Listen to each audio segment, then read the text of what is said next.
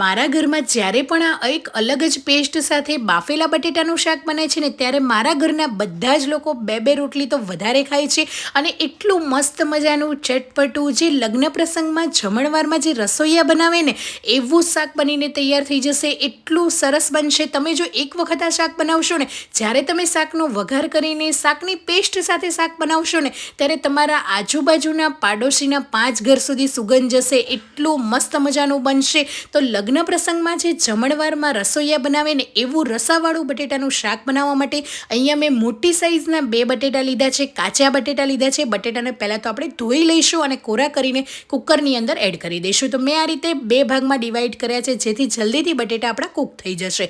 એની અંદર લગભગ આપણે 2 કપ જેટલું પાણી એડ કરીશું. કુકરનું ઢાંકણ બંધ કરીને 3 વિસલ કરી લઈશું. અહીંયા હાઈ ગેસની ફ્લેમ પર 3 વિસલ કર્યા પછી કુકર ઠંડુ થઈ જાય એટલે બટેટાને આપણે કાઢી લઈશું. બટેટા અહીંયા થોડા ગરમ છે તો હું કાઢી રહી છું. બટેટા સરસ બફાઈ પણ ગયા છે. જો તમારી પાસે ટાઈમ હોય તો બટેટાને થોડા ઠંડા થવા દેજો. બટેટાને કાઢી લેવાના છે ને એની છાલનો ભાગ આપણે કાઢી લઈશું. અને જો તમારે આ શાક કુકરની અંદર એમને છાલવાળા બટેટાનું બનાવવું હોય તો બાફ્યા વગર પણ તમે બનાવી શકો છો. મેં એની પણ રેસીપી તમારી સાથે શેર કરી છે. પણ મારા ઘરમાં ઉનાળાની અંદર તો આ શાક લગભગ અઠવાડિયાની અંદર 2 વાર બને છે. કેમ કે બટેટાનું શાક આ રીતે તમે એક વખત બનાવશો ને તો જો ટિફિનમાં જે લઈ જતા હશો ને તો પણ એટલું સરસ બનશે, ચટપટું, ટેસ્ટી અને રોટલી સાથે ખાવાની તો ખૂબ જ મજા આવશે. તો આ રીતે થોડા ગરમ ગરમ બટેટા છે એટલે છરીની મદદથી આપણે આ રીતે મીડિયમ સાઇઝમાં પીસીસ કરી લઈશું. આ રીતે મોટા મોટા થોડા રાખવાના છે. એકદમ છે ને એ નથી કરવાના કે નાના નાના બટેટા, એનાથી વધારે પડતા મેશ થઈ જશે. એટલે આ રીતે થોડા મોટા મોટા આપણે પીસીસ રાખીશું. બટેટા ગરમ છે એટલે આ રીતે તમારે પીસીસ કરી લેવાના. તો બસ આ રીતે મેં અહીંયા બધા જ બટેટાને કરી લીધા છે. ક્વોન્ટિટીમાં તમે જેટલા બટેટા બાફ્યા હોય એ તમારે એ રીતે કરી લેવાના. મેં અહીંયા મોટા બટેટા લીધા છે એટલે 2 જ લીધેલા. તો પણ આટલું શાક તમે બનાવશો ને તો 4 જણ માટે ઇનફ છે. મોટી સાઇઝના લેશો ને તો આ રીતે બધા જ બટેટાને સરસ રીતે મીડિયમ સાઇઝમાં કટ કરી લઈશું. હવે એક મસાલાની આપણે પેસ્ટ બનાવી લઈશું જે આપણે શાકની અંદર એડ કરવાના છે. તો કોઈ પણ નાનો ગ્રાઇન્ડિંગ જાર લઈ લઈશું કે મિક્સર જારની અંદર નાના 2 આદુના ટુકડા છાલ કાઢીને એડ કરી લઈશું. અને તીખા લીલા 2 મરચાં મેં લીધા છે અને મીડિયમ સાઇઝના કટ કરીને એડ કરીશું. જો તમારા ઘરમાં બાળકો તીખું ના ખાતા હોય તો તમારે મરચાં ઓછા કરી લેવા. અને એક અડધી ચમચી જેટલા આપણે સૂકા ધાણા એડ કરીશું. અડધી ચમચી જેટલી લીલી ફ્રેશ વરિયાળી એડ કરીશું. અને 4 થી 5 જેટલા આખા મરી એડ કરી દઈશું. વધારે પડતા સૂકા મસાલા નથી એડ કરવાના. બસ આપણે 3 થી 4 મરી અને એક જ નાનો ટુકડો તજનો એડ કરીશું. અને થોડી એવી લસણની કળી એડ કરીશું. હવે તમે જો લસણ ડુંગળી ના ખાતા હોય તો આ શાકની અંદર આપણે લસણને સ્કીપ કરી દેવાનું. થોડા એવા લીલા દેશી ધાણા એડ કરીશું દાંડલી સાથે અને દાણેદાર આ રીતે પેસ્ટ તૈયાર કરીશું. તો આ રીતે દાણેદાર પેસ્ટ રાખીશું જેથી શાકનો ફ્લેવર સરસ આવશે. હવે આ પેસ્ટને સાઈડમાં મૂકીને આપણે વઘાર કરીશું. તો શાકનો વઘાર કરવા માટે એક વાસણની અંદર આપણે મોટી 3 ચમચી જેટલું તેલને ગરમ કરી દઈશું. તેલ સરસ રીતે ગરમ થઈ જાય એટલે અડધી ચમચી જેટલી આપણે રાઈ એડ કરીશું. રાઈ સરસ રીતે ચટકવા લાગે એટલે અડધી ચમચી જેટલું આખું જીરું એડ કરીશું. કેમ કે આ આપણે ગુજરાતી શાક એક બનાવી રહ્યા છીએ, બટેટાનું શાક, એટલે આની અંદર આપણે રાઈ અને જીરાનો તડકો મારીશું જેનાથી સરસ એવો શાકનો સુગંધ અને કલર આવશે. બાદિયા, સૂકા મરચાં અને અડધી ચમચી જેટલી હિંગ એડ કરીશું. બનાવેલી પેસ્ટ એડ કરીને સાતળી લઈશું.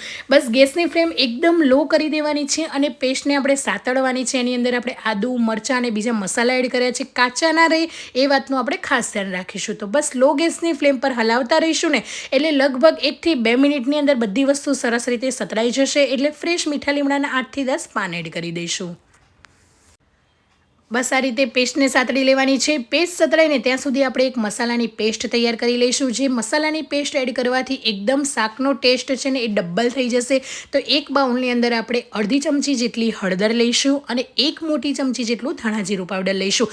આ શાક આપણે રસાવાળું બનાવીએ છીએ એટલે રસાને થોડું એવું ઘટ કરવા માટે થોડું ધાણા જીરું પાવડર આપણે થોડું વધારે લઈશું. અને અહીંયા મેં 1 મોટી ચમચી જેટલું કાશ્મીરી મરચું લીધું છે જે જરાય તીખું નથી. અને જો શાક તમે તીખું ખાવાના હોય તો તમારે લાલ તીખું મરચું એડ કરવાનું. કેમ કે મેં તીખા લીલા મરચાં એડ કર્યા છે એટલે લાલ મરચું મેં કાશ્મીરી લીધું છે. હવે આપણે અડધી ચમચી જેટલો ગરમ મસાલો લઈશું. 1/4 કપ પાણીને થોડું એડ કરતા જઈને મસાલાની પેસ્ટ તૈયાર કરી લઈશું. એકદમ ઘટ પેસ્ટ નથી રાખવાની, એકદમ પાણી જેવી પેસ્ટ તૈયાર કરવાની છે. તો આ રીતે થોડું પાણી એડ કરતા જઈશું. અને અહીંયા મેં ટોટલ 1/4 કપ જેટલું બધું જ પાણી એડ કર્યું છે અને પેસ્ટ આપણી તૈયાર છે. હવે આપણે આ પેસ્ટને જે મસાલો સાંતળ્યો ને એની અંદર જ તરત જ એડ કરી દેવાની છે. અને એની અંદર બાઉલમાં થોડું એવું પાણી એડ કરીને સરસ રીતે ઉપર મિક્સ કરતા જઈશું. તો આ રીતે પેસ્ટ એડ કરી લીધી છે અને એની અંદર થોડું પાણી એડ કરીને હવે આપણે સ્વાદ પ્રમાણે મીઠું એડ કરી દઈશું. તો મીઠું અત્યારે હું બધું જ એડ કરી દઈશું. મેં બટેકામાં મીઠું નથી એડ કર્યું બાફતી વખતે, એટલે અહીંયા મીઠું મેં થોડું વધારે એડ કરી દીધું છે. હવે બધી વસ્તુને મિક્સ કરીને ગેસની ફ્લેમ હાઈ કરી લઈશું અને આ મસાલાની પેસ્ટને એમાંથી તેલ જ્યાં સુધી ના છૂટું પડે ને ત્યાં સુધી એને ઉકળવા દઈશું. તો તમે જોઈ શકો છો બબલ્સ થઈને ગ્રેવી એકદમ ઘટ થઈ ગઈ છે. મસાલાની કિનારીમાંથી સાઈડમાંથી તેલ પણ છૂટું પડી રહ્યું છે, એટલે ગ્રેવી આપણી સરસ રીતે કૂક થઈ ગઈ છે. તો મોટા 2 થી 3 નંગ સમારેલા ટામેટા એડ કરીશું. મેં અહીંયા મીડિયમ સાઇઝમાં સમાર્યા છે, વધારે એકદમ નાના નથી સમાર્યા, જેનાથી ટામેટા છે ને એકદમ અંદર શાકની અંદર ઓગળી ના જાય. તો બસ ટામેટા એડ કરીને ફરીથી ગેસની ફ્લેમ મીડિયમ કરી દઈશું અને એને કૂક થવા દઈશું. હવે જ્યાં સુધી ટામેટા એકદમ સોફ્ટ ના થાય ને ત્યાં સુધી શાકને આપણે ચડવા દેવાનું છે. તો ઢાંકણ ઢાંકીને લગભગ 2 થી 3 મિનિટ સુધી મીડિયમ ગેસની ફ્લેમ પર કૂક કરી લઈશું. તો તમે જોઈ શકો છો એકદમ ઘટ રસા સાથે ટામેટા પણ મસ્ત મજાના ચડી ગયા છે. તો હવે જે બાફેલા બટેટા હતા ને કટ કરેલા એ આપણે એડ કરીશું. એક વખત ટામેટાને ચેક કરી લઈશું કે ચડી ગયા છે કે નહીં, પણ મસ્ત ચડી ગયા છે. એટલે હવે બટેટાને એડ કરી દઈશું અને પહેલાં તો મિક્સ કરી લઈશું. શરૂઆતમાં તમારે પાણી નથી એડવાનું, કેમ કે આ રીતે બટેટાને મસાલા સાથે પહેલાં મિક્સ કરશું ને તો જ એનો ફ્લેવર એક અલગ જ આવશે અને જે બટેટા જે કોટિંગ થશે ને આ રીતે એનાથી ટેસ્ટ છે ને એ ડબલ થઈ જશે. મસાલા સાથે મિક્સ કરીને હલાવીને પછી આપણે 1 કપ જેટલું ગરમ પાણી એડ કરીશું અને ફરીથી મિક્સ કરી લઈશું. પાણી ગરમ જ એડ કરવાનું છે જેથી મસાલાનો ટેસ્ટ બેલેન્સ રહે અને કલર પણ શાકનો એવો જ રહે. હવે 1 નાનો ટુકડો ગોળ એડ કરીશું, 1 ચમચી જેટલી કસૂરી મેથી એડ કરી લઈશું અને 1 મોટી ચમચી જેટલો આંબલીનો પલ્પ. અહીંયા રસોઈયા જે મહારાજ બનાવતા હોય ને શાકમાં એ આંબલીનો પલ્પ જ એડ કરતા હોય છે, એટલે મેં આજે આંબલીનો પલ્પ એડ કર્યો છે. તમે આની જગ્યાએ આમચૂર કે અડધા એવા લીંબુનો રસ પણ એડ કરી શકો છો, પણ આંબલીના પલ્પથી એકદમ ટેસ્ટ સરસ આવશે. પણ જો ના ખાતા હોય તો તમે લીંબુનો રસ એડ કરી શકો. બરાબર મિક્સ કરી લઈશું અને ઢાંકણ બંધ કરીને લો ગેસની ફ્લેમ પર શાકને 5 મિનિટ સુધી રહેવા દઈશું. તો બસ 5 મિનિટ પછી તમે જોઈ શકો છો જોતાં જ મોઢામાં પાણી આવી જાય એવું આપણું રસાવાળા બટેટાનું શાક તૈયાર છે. આ બાફેલા બટેટાનું શાક છે, જરૂરથી એકવાર ટ્રાય કરજો. જો અત્યારે હવે ઉનાળાની સિઝન ચાલુ થઈ જશે ને એટલે તમે કેરીના રસ સાથે પૂરી અને આ રીતે બટેટાનું શાક બનાવજો, જલસો પડી જશે. તમને બીજું કંઈ જ નહીં જોવે. જરૂરથી એકવાર ટ્રાય કરજો. અને જો તમે ગરમા ગરમ રોટલી સાથે ખાવી હોય ને તો પણ તમે બનાવીને એન્જોય કરી શકો છો. એકદમ ઘટ રસેદાર શાક તૈયાર થઈ ગયું છે. તો ગરમા ગરમ શાકને આપણે સર્વ કરીશું એકદમ ગરમા ગરમ રોટલી સાથે. તો જરૂરથી તમે પણ બનાવીને ટ્રાય કરજો અને મને કમેન્ટ બોક્સમાં જણાવજો બાફેલા બટેટાના રસાવાળા શાકની રેસીપી તમને કેવી લાગી. આવજો. જય શ્રી કૃષ્ણ.